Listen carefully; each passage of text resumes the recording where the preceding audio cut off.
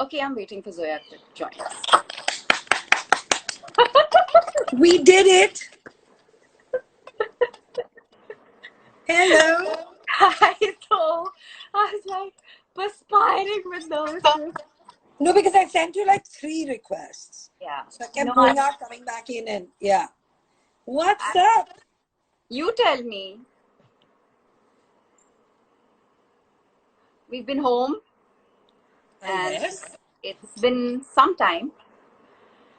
And I know that you're somebody who's always been comfortable being home. Yeah. Um, what have you been feeling? Truth be told, I really have been on the go. Like I've been like a hamster on the wheel for the last 3 years. So this was like I just had to shut down, and I think that on that level it's been good. I think, of course, there's been like uncertainty. There's been a bit of fear. There's been a lot of concern for people that are not as privileged as us. There's been a lot of questioning that, you know. But at the same time, you're seeing the earth heal, and now I think it's time to just rethink how we want to live on this planet for the rest of our lives, and in terms of just the home, the planet that we're on, and also how we want to be as a society, and why do we have people that are in a position where they're this vulnerable. Why have we allowed it? Those are the things I'm thinking and feeling, and then I'm also writing Of scripts course, and doing work. of course. Yeah, You're always yeah. telling stories, which is what is so interesting about you.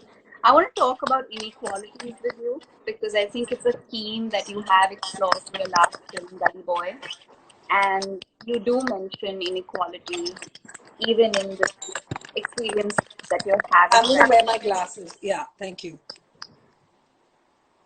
now. So inequality is a theme that you have explored very interestingly in Gully Boy. Um, I think there were just so many visuals in the film that spoke out so loud uh, about how people who live in an unequal world, how do they feel, how do they respond to the contrast that society has created. And uh, given that this is one of the things that you're feeling right now as well, you're concerned about, for many of us are, deeply concerned about how the most marginalized always gets most affected by these circumstances. Um, I was talking to Vivek Menon yesterday, somebody who we both know well. Uh, he's the CEO of Wildlife Trust of India, for all of you who don't know, and of course, like many other You're breaking up. Can you shift your phone a little bit? Yeah, Okay, better. loud and clear. Yeah. So Vivek was telling me yesterday that we get the sense that the earth is healing because we've really had the opportunity to step back a bit and slow down, but also because everything that we occupy with so much density on a daily basis, every space that we occupy with so much density of our population is getting room to just breathe, which is why nature seems to be settling a little. Air is cleaner, more people are witnessing and listening to bird song. It's do you think that this is these collective impressions, these feelings that we have, these things that we're seeing, witnessing, will find a way into your narratives as well now, Zoya? Find a way. Into your narratives, into your storytelling? I mean, on some level, I don't know how like the story narratives are going to be post this thing. There are certain things we've written that will be what they are because they are in production. But going forth, I don't know how you can, unless you're doing a period film, how you can write a film that's not going to be either a post-pandemic narrative or a narrative set in the pandemic, which I think 100 people will be doing. But I'm talking about a post-pandemic narrative because the world's not going to come out of this in the same way. Yeah. You know, we're going to be different. And I think that is going to reflect in our stories. That's going to reflect in our choices. That's going to reflect in our characters, in the conflicts, in everything. You know, it'll be very strange if it doesn't. I mean, for the next 1 year or two, we may see films that it doesn't have because those films are in production and they weren't written for this, you know. But I think it's going to be there. Yeah, absolutely. And it'll be very interesting to see how we weave these experiences into what we tell as stories Yeah. in the future. I love how you run your Instagram page. You know, the imagery you put out there. There's always something that you're saying. And since this lockdown, Thank you. you've been posting images of nature. You've always done it, Yeah. intermittent over time, but this time chosen to only express this moment that you're getting to pause and witness nature in your Yeah, life. because I mean, yeah, or what I'm reading maybe. Because you're here and it's like I haven't experienced this kind of silence in Mumbai since I was a child. I mean, I've lived in the same house as a kid. So suddenly it's like going back to my childhood where there was just absolutely nobody on bandstand. It was really quiet. You could only hear the sea, you could only hear the birds. I had dogs. I mean, there was a time when my brother and me would just cycle all over the place. We would take our dogs, go onto the sea, play in the rocks. It was different, you know. You can't do that now. And suddenly it's gone back to the time where everything is quiet and still. And also, I've given myself a kind of structure and routine every day so that I don't start going stir crazy.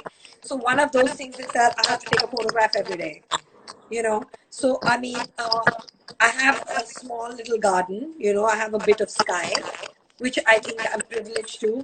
So I'm just out there every day clicking a picture or clicking a picture of my dogs, and it's a task I've given myself every morning. It's part of my routine, so it keeps things going.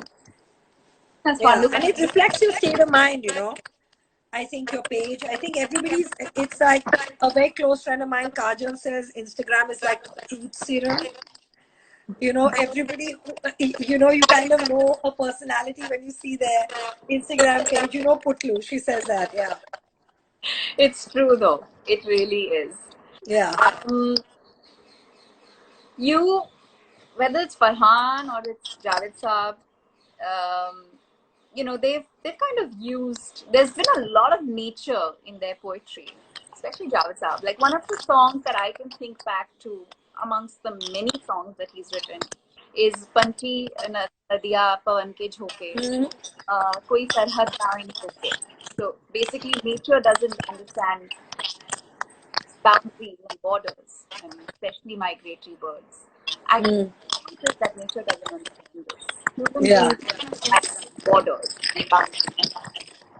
What's your favorite poem or piece of literature that is inspired by nature or that you can think to or want to share with us? You know, I think one of the most, I mean, it's not so much about nature, it's using nature as an analogy. But it's this quote by um,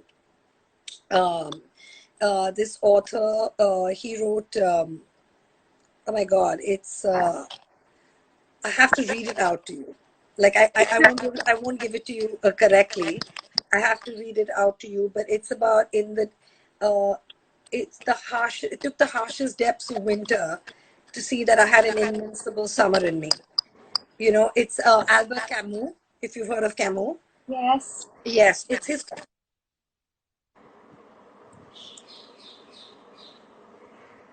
Okay.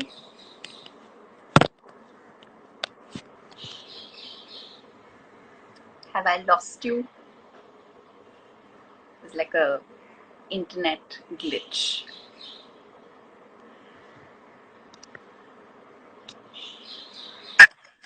No. Yeah, I checked it. It's Camus, and it says, "In the midst of winter, I found in me there lay an invincible summer."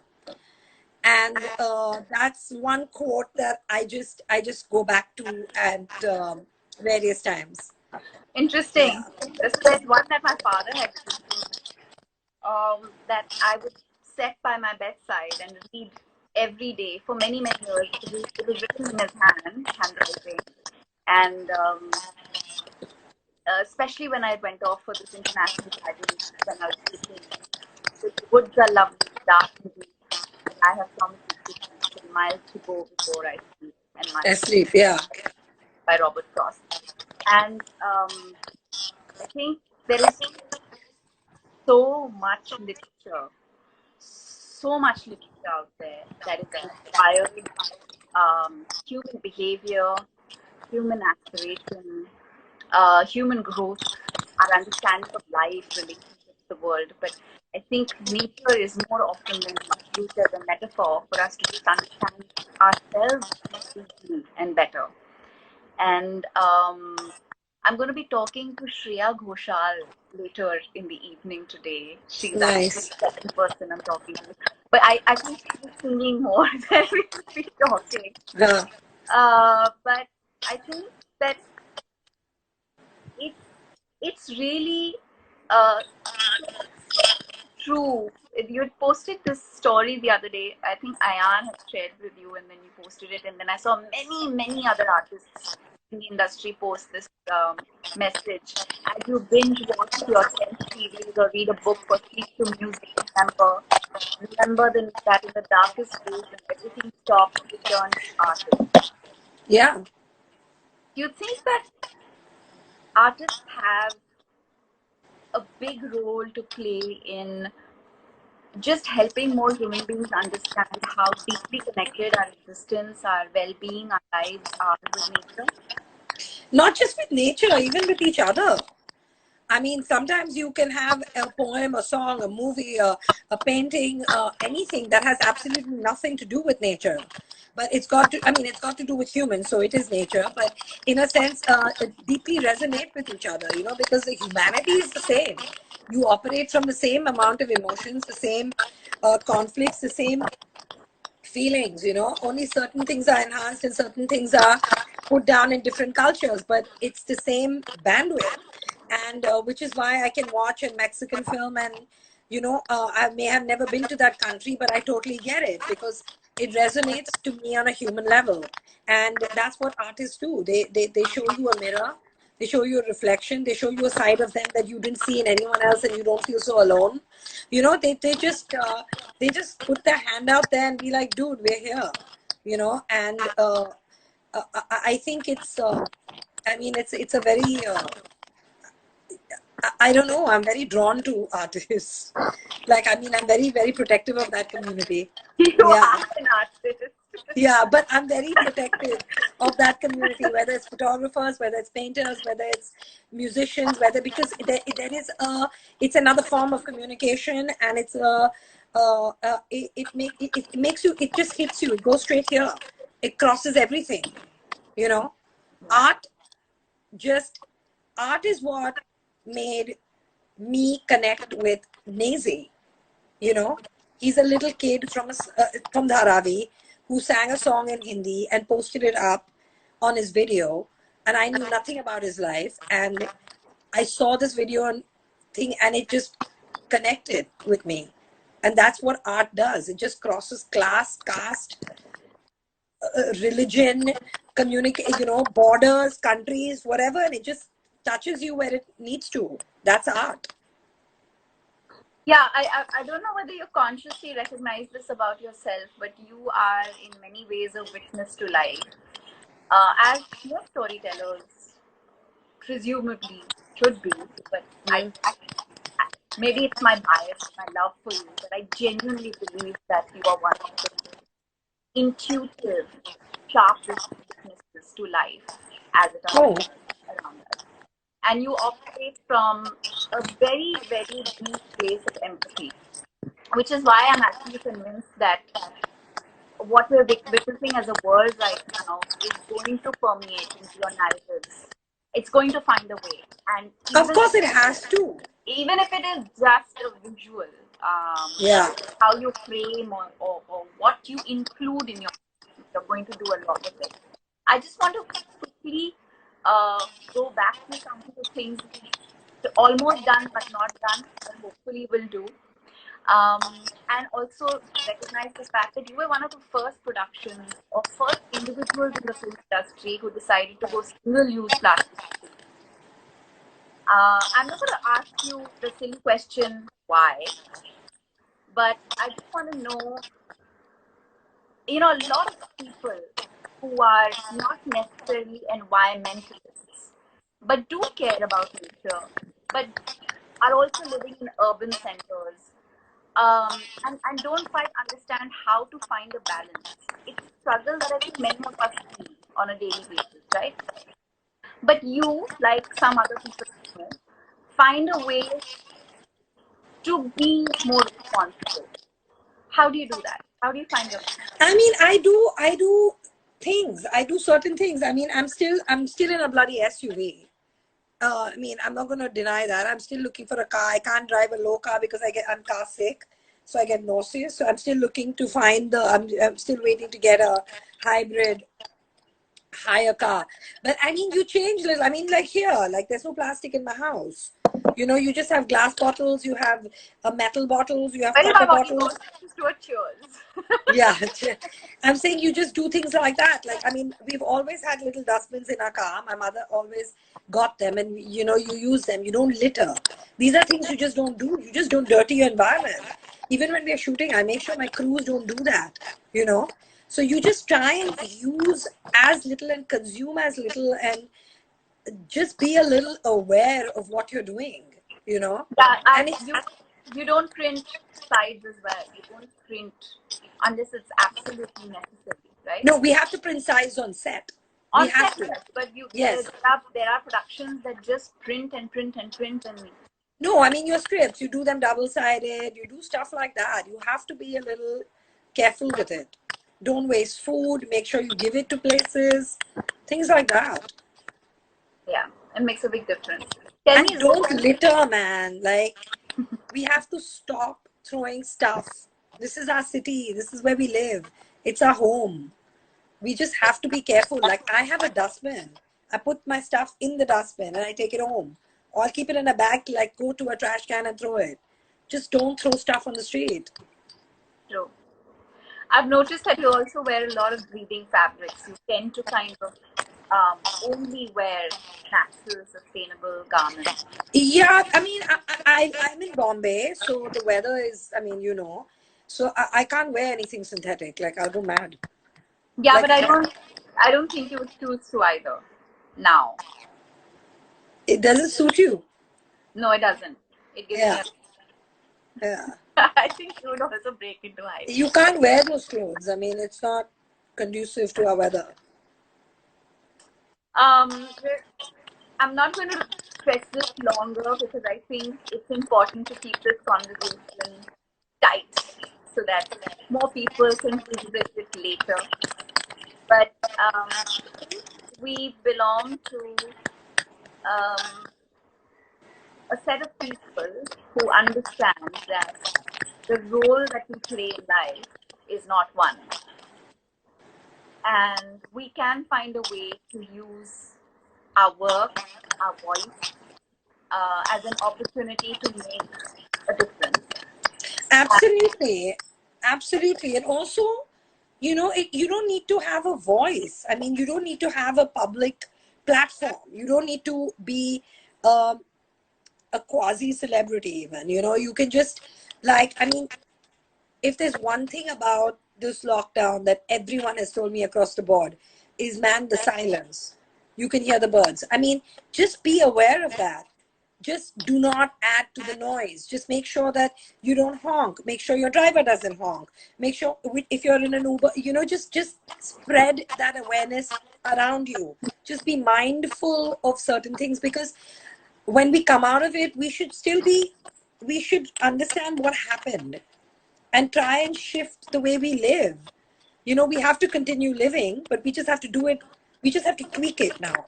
You know, Yeah. we just have to shift consciousness a little. I hope we're all able to remember this time, and also be witness to. I don't think you can forget it. I don't think you can forget it. Well, human beings are extremely complex and very interesting creatures, and we have, of course, technology today will ensure that we remember much more than we have. Yeah, but babe, I mean, it's now with the age and stage and where we are at, like every time there's been something like this, a world war, pandemic, it has shifted the way people live. And even this will shift the way people live. And I think everyone should realize that the minute something like this happens, capitalism doesn't help. Everyone goes to being socialists, you And know? consumerism doesn't help either. It doesn't help. So we should just remember that and we should try and balance it out in a way. So less will be more. It should be. I love you, Zoe. I see you soon. It's really strange and surreal to talk to you like this, I know, but but we'll meet soon. I'm glad I could kickstart this conversation with you because I'm glad you're doing this. you're special. I I I I think it's important. It's important for us to just share what we're thinking and feeling, and hopefully inspire more people to, I don't know, do simple things that we can all do every day. Yeah, yeah. Even like on other Insta page, the Tiger Baby page, we've just been putting stuff up. You've read Yes, something that will come, you yes, know, isn't such beautiful stories and poems and just things because it's a good yeah, time for that. keep inspiring love, Zoya, and I'll keep try. taking those beautiful pictures that witness nature. I don't know how many more I'm going to be able to take. I'm like exhausted. Let's see.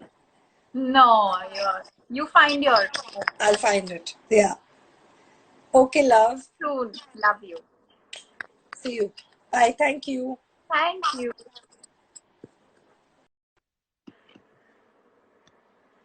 Okay, so for all of you who joined us, thank you very much for being witness to this conversation.